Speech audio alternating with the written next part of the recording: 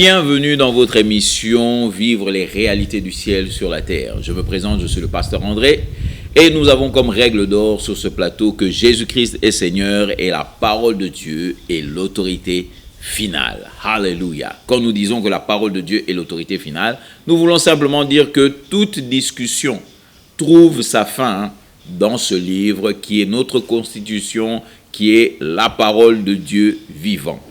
Alors, aujourd'hui, nous allons ouvrir un nouveau sujet. Nous allons parler d'une réalité qui est dans le royaume de Dieu, qui emmène les réalités du ciel sur la terre.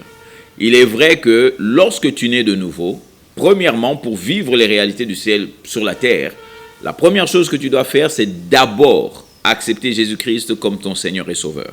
Alléluia. Si tu ne l'as jamais fait, nous le faisons tout le temps.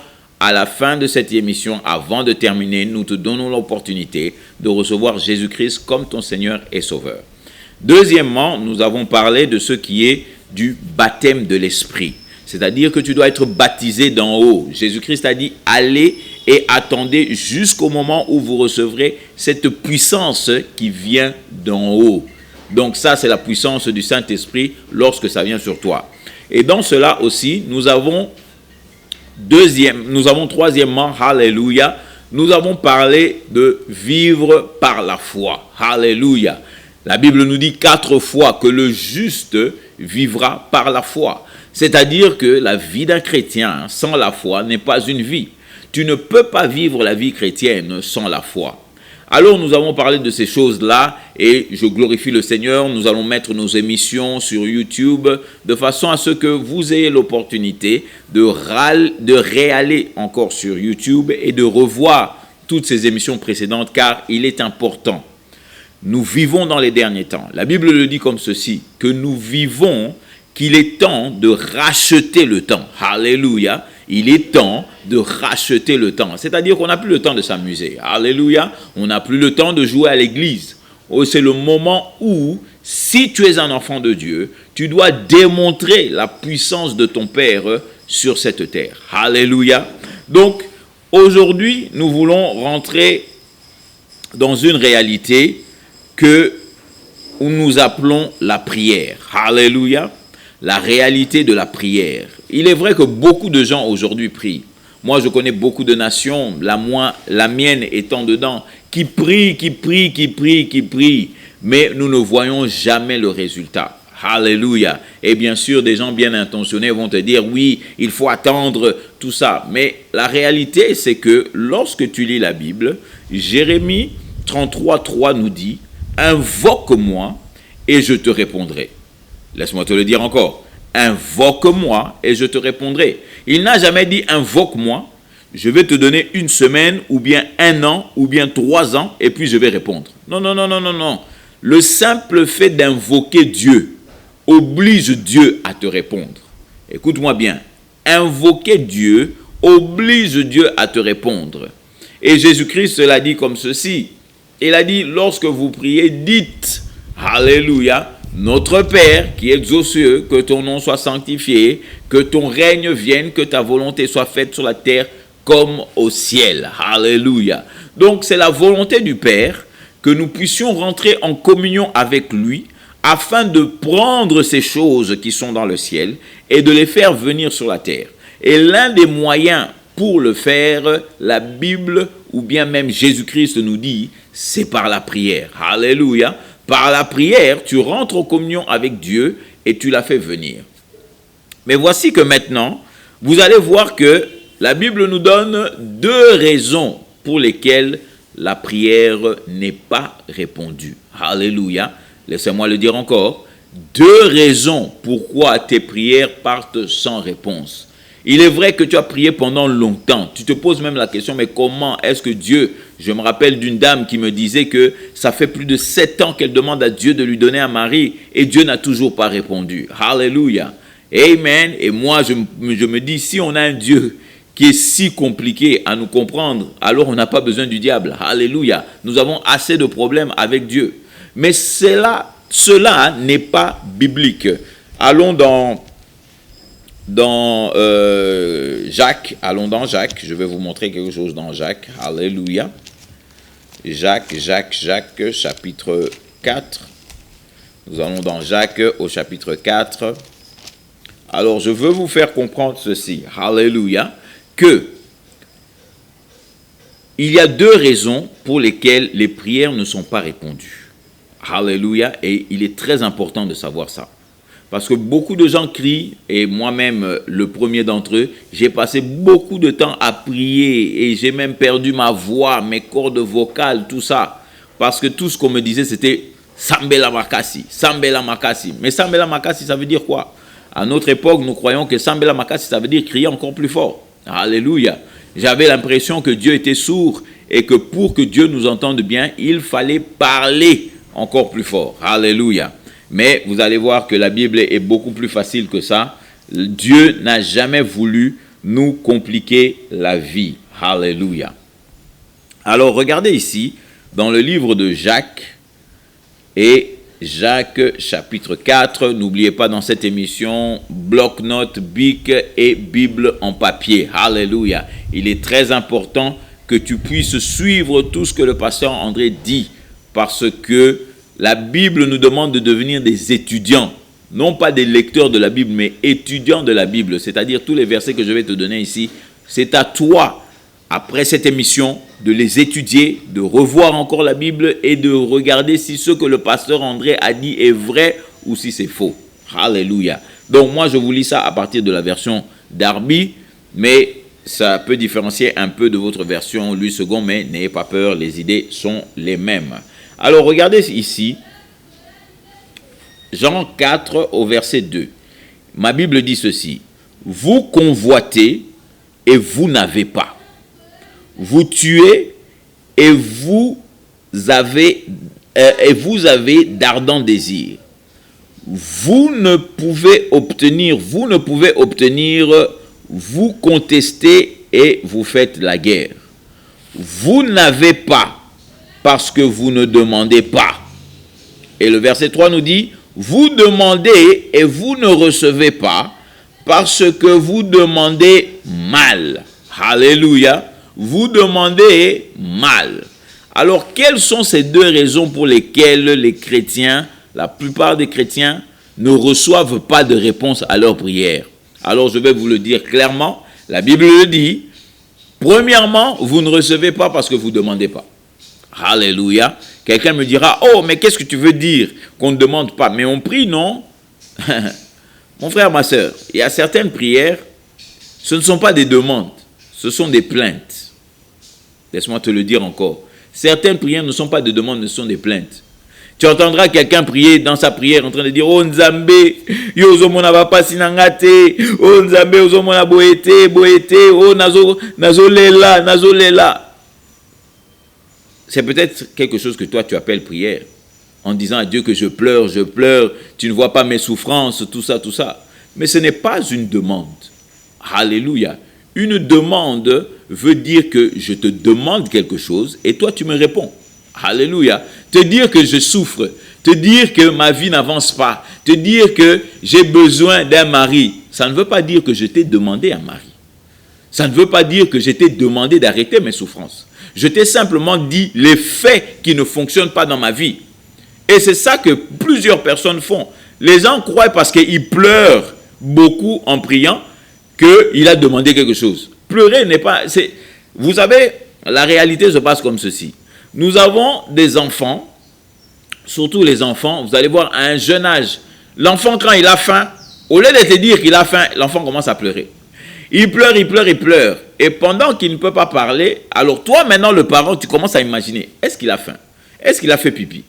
Est-ce que son linge est sale ou bien il y a quelque chose qui le dérange? Qu'est-ce qui ne va pas? C'est toi qui réfléchis. Mais en ce qui concerne Dieu, même dans la prière que Jésus-Christ a donnée, il a dit, donne-nous aujourd'hui notre pain de ce jour. C'est-à-dire qu'il y a une demande. Pour que le pain vienne, il faut que tu le demandes. Le pain ne va pas venir parce que tu as faim. Est-ce que vous êtes déjà allé dans un magasin et puis vous dites, bon, Nazo Kanzala, tout ça, oh, Bozo Monate, Pasieza Nandaku, je souffre à la maison, j'ai faim. Et vous croyez que le monsieur dans le magasin va dire, ok, comme il a faim, je vais lui donner à manger. Non, mon frère. Dans le magasin, c'est toi qui y vas, c'est toi qui décides, je veux ça, je veux ça, je veux ça, je veux ça. Et tu vas à la caisse et tu payes. C'est ça. Dire tes souffrances n'arrange rien. Alléluia. Même lorsque tu vas chez un banquier, tu commences à lui dire, oh non, j'ai des problèmes d'argent, tout ça, oh j'ai besoin d'argent, j'ai besoin d'argent. Ça n'intéresse pas le banquier. Tout ce qui intéresse le banquier, c'est que tu lui dises quelle est ta demande et qu'est-ce qui supporte ta demande. Quel est ton besoin et voici la demande que tu fais par rapport à ton besoin. C'est ça. Et la Bible, Dieu ne fonctionne pas différemment. Vous croyez parce que vous pleurez beaucoup, alors Dieu est obligé de vous donner. La Bible dit que Dieu sait de quoi vous avez besoin avant que vous lui demandiez. Avant que vous le demandiez. C'est-à-dire que ce n'est pas parce que Dieu sait que cela empêche la demande. Maintenant, la véritable question que je me poserai, c'est maintenant, pourquoi Dieu a besoin que moi je lui demande, plus qu'il sait déjà? Alléluia. Et je vais vous faire comprendre ceci. Amen. Alors, allons dans la Bible, dans le livre de Marc, premièrement. Alléluia. Nous sommes dans le sujet de la prière. Mais maintenant, il faut savoir que lorsque vous priez, ton identité a beaucoup à voir. Si tu ne sais pas qui tu es, tu vas prier n'importe comment et tu vas faire n'importe quoi. Il y a certains protocoles, certains principes dans les choses de Dieu. La Bible dit dans Matthieu 6, au verset 33, la Bible dit « Recherchez premièrement le royaume de Dieu et sa justice, et toutes ces choses vous seront ajoutées. » C'est-à-dire quoi? C'est-à-dire que, premièrement, tu dois être né de nouveau. Alléluia. Et quand tu es né de nouveau, maintenant, il faut rechercher la justice, sa justice. Pas ta justice, sa justice. Maintenant, quand on parle de sa justice, il est vrai que certaines personnes rentrent dans la confusion. Mais j'ai cherché dans notre Bible, il y a une Bible amplifiée en anglais qui dit « Recherchez d'abord premièrement le royaume des cieux et sa manière de faire les choses. » La justice de Dieu, c'est la manière de Dieu de faire les choses. Donc, il faut chercher quelle est la manière de Dieu de faire les choses et surtout de faire la prière. Alléluia. Nous allons dire certaines choses qui pourront peut-être te choquer. Mais ne t'en fais pas, papa, cela est biblique. Alléluia.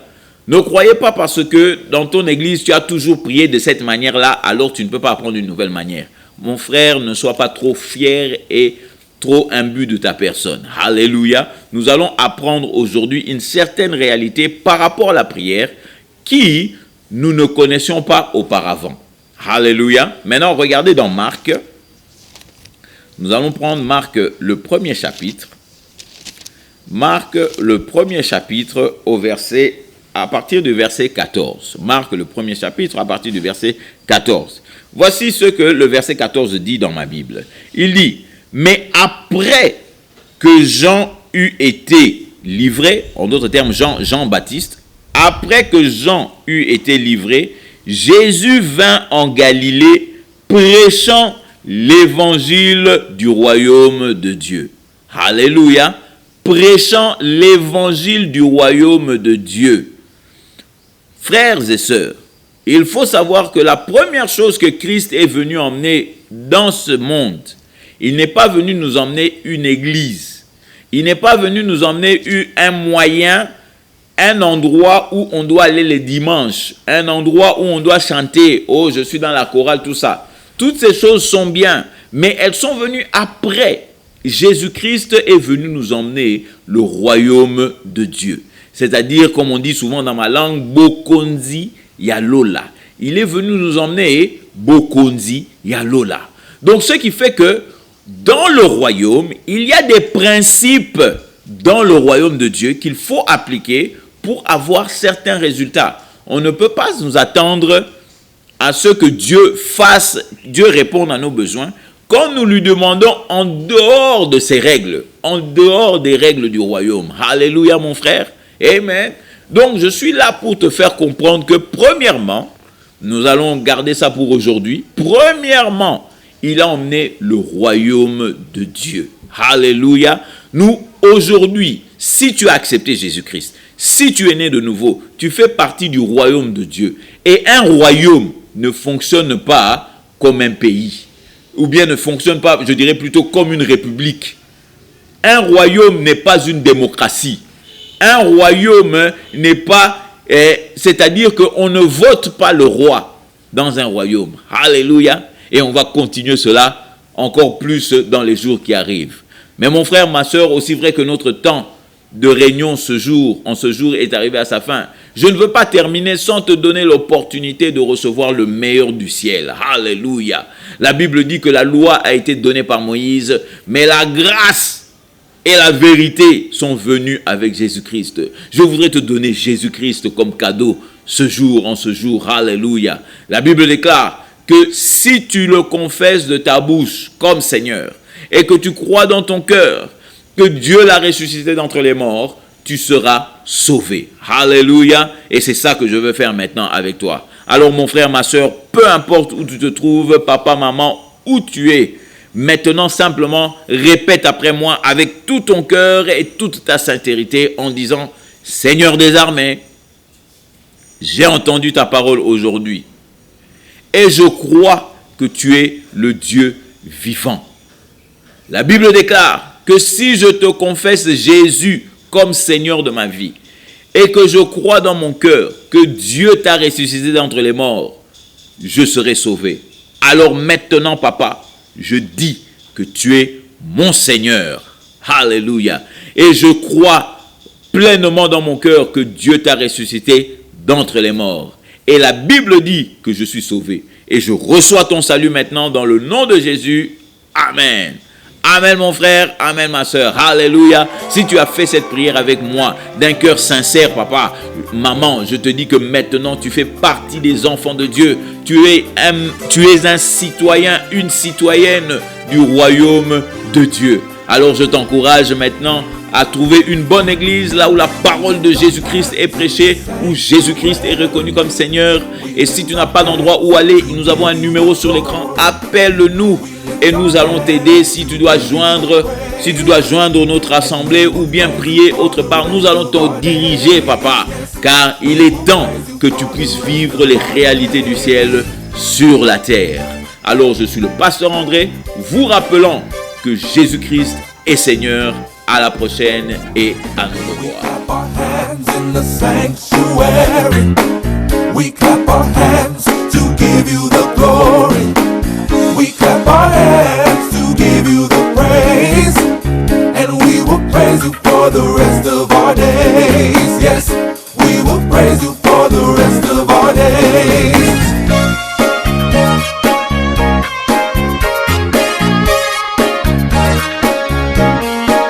We sing a song in the sanctuary.